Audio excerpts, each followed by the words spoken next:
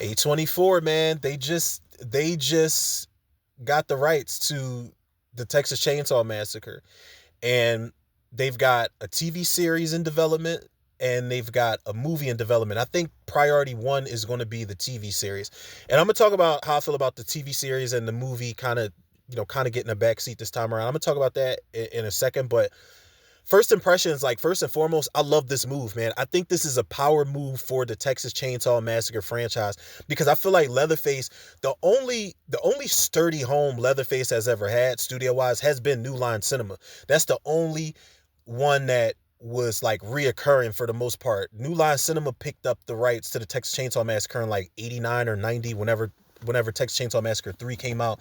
And then it was, it shopped around, and then it landed somewhere. I want to say like Columbia, TriStar, or some shit like that when the fourth movie came out. But then New Line grabbed it back with Platinum Dunes in 2003 and 2006 for the remake and the prequel. Then Netflix had its own movie, and Lionsgate was behind Texas Chainsaw 3D, which was fucking terrible. But I think A24 picking this shit up. Listen, man, let me tell y'all something right now.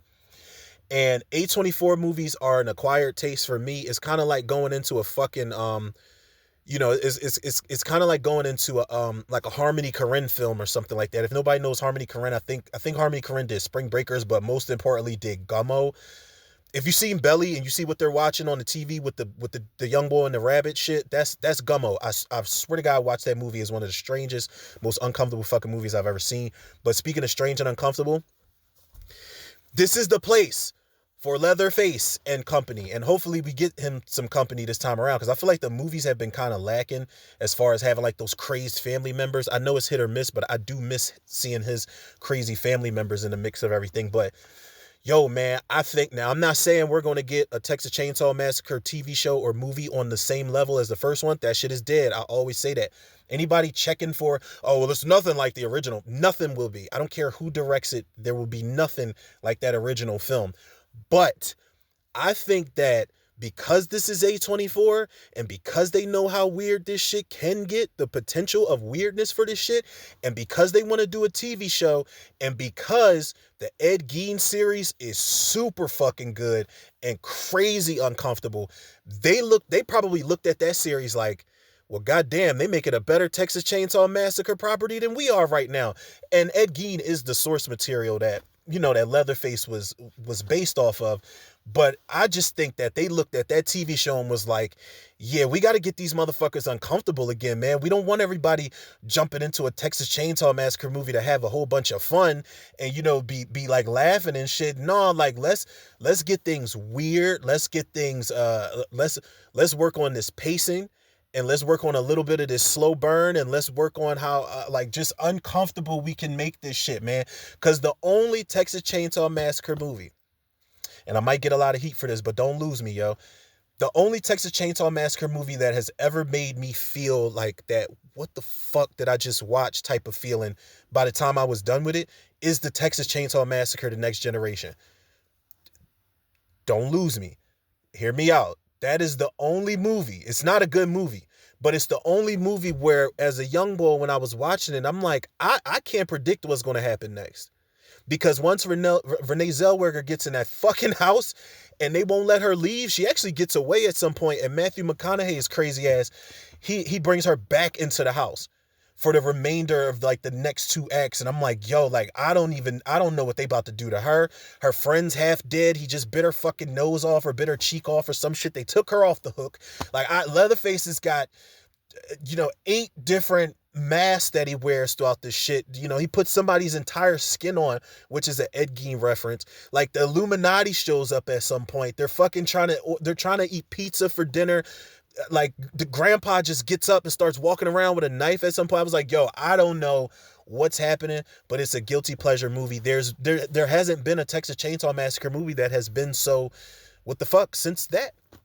It's only the first one and the fourth one, unfortunately, man. And while I don't think you'll capture the essence of the original movie, man, I do think as far as a studio goes, this shit is definitely in some good hands right now. Now, I don't know how Glenn Powell fits into the mix of all of this shit, and I don't know if I'm just a hater, y'all. Like, I just don't like Glenn Powell. I just don't like him, man. I am going to watch the Running Man remake that he's in, but I just don't like the guy, man. Like when he was in what was it, Twisters, and he's got a fucking cowboy hat on. It's like you're a tornado wrangler. Like, you deserve to die in this movie, man. He's just such a corny fucking character in so many things I've seen him in, man. But if he's got his hand in it, producing or executive producing, that's cool. Like, it depends on how much you love this franchise, because a lot of times you get people who don't really understand these franchises, and they get on board and they want to inject new things into it that just don't work. I'm not saying no names, Adam Marcus, when you worked on Jason Goes to Hell. I'm not saying any names at all. I'm just saying there are some people that just don't get the property, and it's just like, well, let's try this and see if it works, and it just blows the fuck up in their faces. And I'm also not saying no names, Dominique, Othan, and Gerard, when you did Halloween 5. I'm just saying that some people that got their hands in the pot don't know what the fuck they're doing. They're just putting little ingredients in there that's going to destroy the whole dish. And I hope that's not the case here, man, because Leatherface, I hope that the movie is a sequel to that 2022 Netflix movie, because I loved it, man. I don't know what the fuck everybody was going in expecting, but I got a Texas Chainsaw Massacre movie that actually gave me a Chainsaw Massacre, and he killed the fuck out of Sally Hardesty, who was the worst character in that movie. I love that. But they had a post-credit scene where Leatherface was going back to the original house, and I really hope we finish up wherever we were going with that movie. You did not get a happy ending with the two characters. The one sister gets her fucking head chopped off at the end. That ending was chef's kiss. Like Leatherface made it out, and I do think that I think David Blue Garcia was the guy that directed the Netflix Texas Chainsaw Massacre movie. I would get him to come back. I really would, for the movie, not for the show, but for the movie. I would definitely get him to come back and follow that up, because as far as what he did with that movie, not the best in the series, but it is the best looking Texas Chainsaw Massacre movie that I've ever seen. The shots are beautiful. The shots are so well set up and put together. The sequences are really put together really well, man. Especially that scene where Jacob Lattimore gets pulled back into the kitchen and the door's flying open.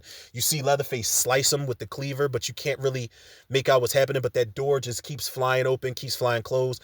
I love like little choices like that, man. I love shit like that.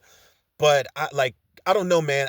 I think the TV show could be okay, but heavy emphasis on the family members if you do have a show, because you got to have episodes. Even though it's a Texas Chainsaw Massacre show, you're going to have episodes where Leatherface isn't in the forefront. So I think you got to have like co-stars, actors and actresses, and just characters that are strong enough and interesting enough to carry the shit when he's not on screen. But this is going to pick up. It's nothing new. It's not like we haven't had horror TV shows based off of movies. But I do think now that the Crystal Lake series is in production, or I think they might have wrapped up, I'm not sure, but that's on the way. Leatherface is about to get his dues on the small screen. Halloween's next. They've been rumors of a Halloween TV series for so fucking long. I would like to think that Hellraiser should be the next one.